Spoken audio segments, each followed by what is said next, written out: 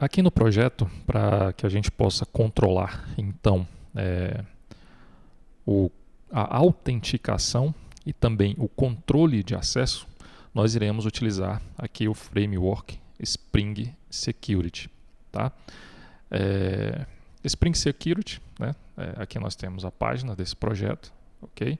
É importante que você acesse essa página, é importante que você acesse aí também a documentação desse framework para que você compreenda como o mesmo funciona. Tá? Aqui nós vamos ver as configurações necessárias que devem ser realizadas no projeto para a utilização do mesmo. Okay? Então, o Spring Security ele é um framework, tá? Com o foco principal para que seja realizado de forma segura a autenticação e também o controle de acesso nas aplicações Java. Ok? Bom, então aqui no projeto, o que foi necessário realizar para a utilização do Spring Security? Bom, primeiramente deve-se adicionar aqui nas dependências do projeto, inclusive tem essa informação aqui na página, nós temos aí o que deve ser adicionado nas dependências do projeto para a utilização do Spring Security. Ok? Bom, então foi adicionado aqui no arquivo pom.xml, tá? Que é o arquivo de configuração do Maven, já que nós estamos utilizando o Maven para gerenciamento das bibliotecas, essas duas dependências aqui, ó. O Spring Security, Spring Framework.security, tá? Versão 3.2.4. Ok? Então você adiciona essas duas dependências no seu projeto para que o mesmo possa então ser utilizado. Tá? O próximo passo a ser realizado é criar um arquivo de configuração. Tá? Esse arquivo de configuração é o arquivo application context.xml. Tá? Esse arquivo ele deve estar aqui dentro da pasta webinf. Tá? Bom, então o que deve ser configurado aqui? Inicialmente nós vamos definir qual que será a página de login. Tá? Então foi definido aqui a página login.jsf.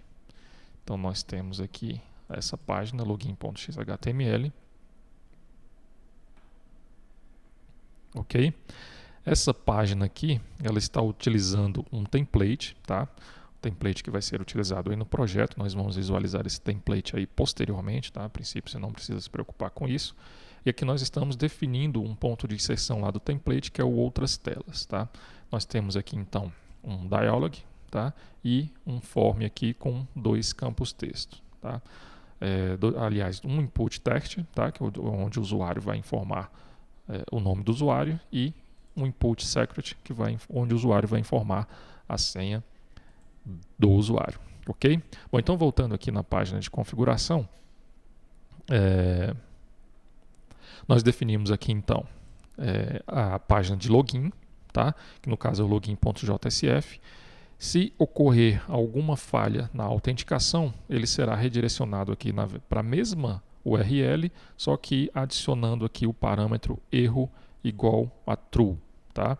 Se em caso de sucesso na autenticação, ele vai chamar aqui, ó, o Success Handler, tá? Que no caso é esse cara que foi definido aqui posteriormente.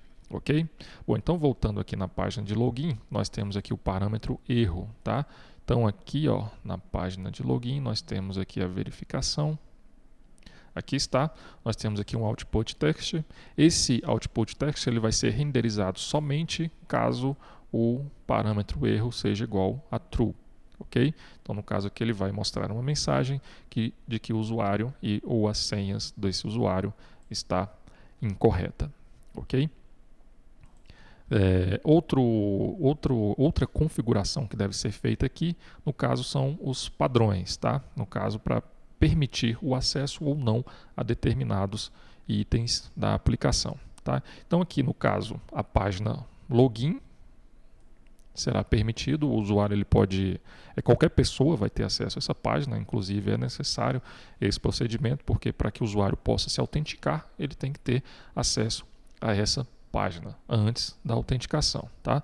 No caso aqui nós temos também uma pasta com alguns recursos, tá? Então, todos os itens que estiverem dentro da pasta Resources, que no caso é esta pasta aqui, nós temos aqui a pasta Resources, o usuário vai ter acesso, independente de estar autenticado ou não na aplicação para acessar esses itens, ok?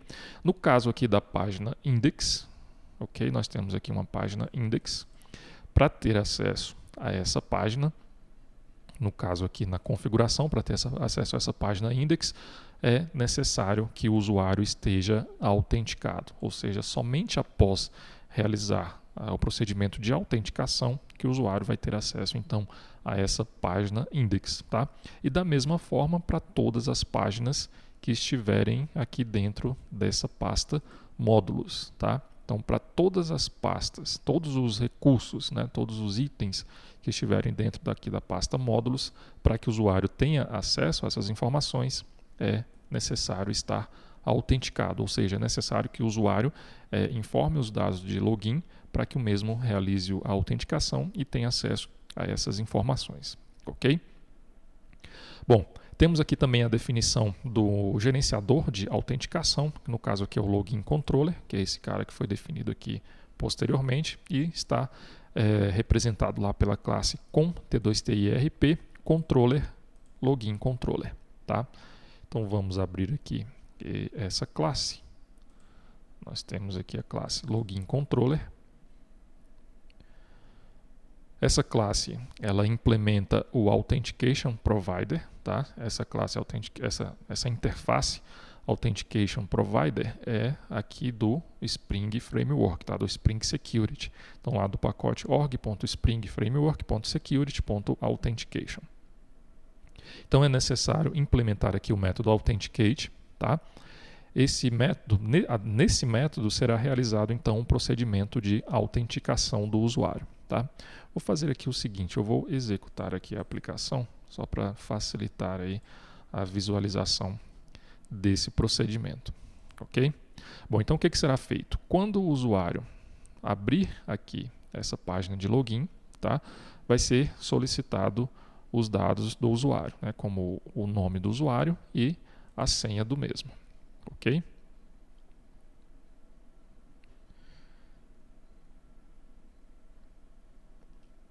Procedimento aqui para o início do sistema já está sendo executado. Ok, Tomcat aqui já foi iniciado.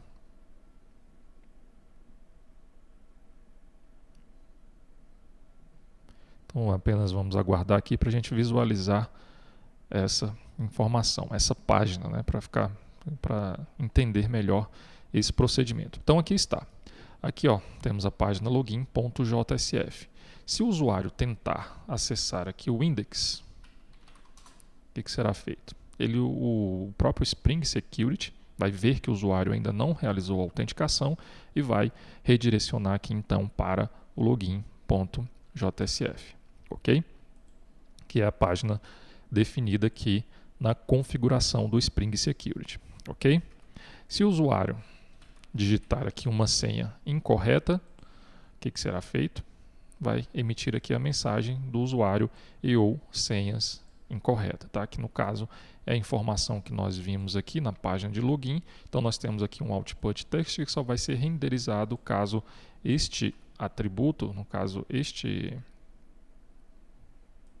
atributo erro esteja, né, no caso esse parâmetro erro esteja definido como true, ok? E caso o usuário realize, informe os dados corretamente,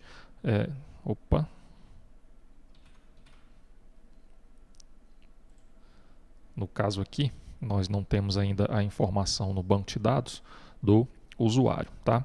O que deve ser feito aqui? Bom, vamos fazer o seguinte, vamos continuar aqui. Então, ali nós não conseguimos realizar o procedimento de autenticação porque ainda não há registros no banco de dados, tá? Então, não tem nenhum usuário cadastrado no banco de dados, por isso que eu não consegui realizar ali o login, tá? Depois nós vamos ver em quais tabelas são necessários informar esses dados para que o usuário possa então realizar o login no sistema, tá? Então, qual o procedimento aqui? Vamos continuar então.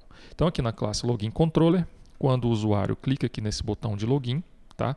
Que é o botão que foi definido aqui na página de login, que é o command button login, ele vai realizar aqui então essa action, que é lá do framework Spring Security, JSpring Security Check, tá? Ele vai executar então esse método Authenticate, tá?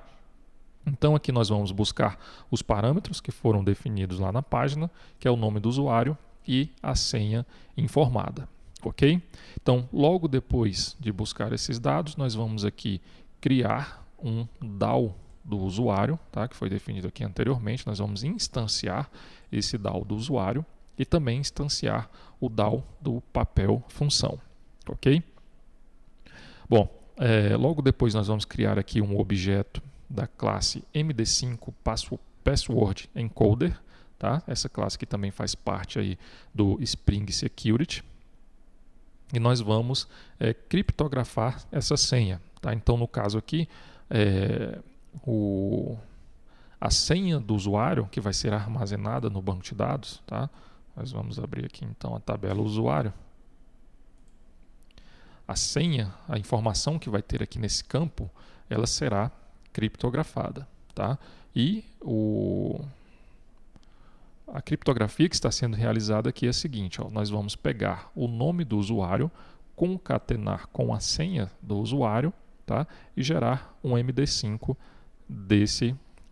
do resultado dessa concatenação, tá? Então, por exemplo, aqui, se o nome do usuário for 1 e a senha for 1, então será calculado o MD5 de 11, tá? Bom, logo depois nós vamos criar aqui o objeto usuário e chamar o método getBean lá do DAO usuário, tá? Lembrando que nós estamos utilizando aqui, ó, o DAO genérico. Então esse método aqui é o método que nós vimos aí anteriormente. Então o que será passado aqui como parâmetro? O nome do atributo login, tá? Então aqui no banco de dados nós temos um atributo login, será igual ao nome do usuário, e o nome do atributo senha, que é esse outro atributo aqui, ó, atributo senha aqui da tabela usuário, deve ser igual à senha, no caso aqui o MD5 de usuário e senha concatenados, tá? Então o sistema vai buscar essa informação no banco de dados. Se encontrado essas informações, o que será feito? Será buscado então os papéis e as funções a qual esse usuário tem acesso, tá? Se não for encontrado um usuário no banco de dados, que foi o caso ali, né, do teste que nós realizamos, será retornado aqui então um nulo, tá? Então significa que o usuário ele não realizou a autenticação no sistema, tá? Caso a autenticação seja realizada com sucesso, então nós vamos buscar a lista de papel função, tá? Então aqui no banco de dados nós temos aqui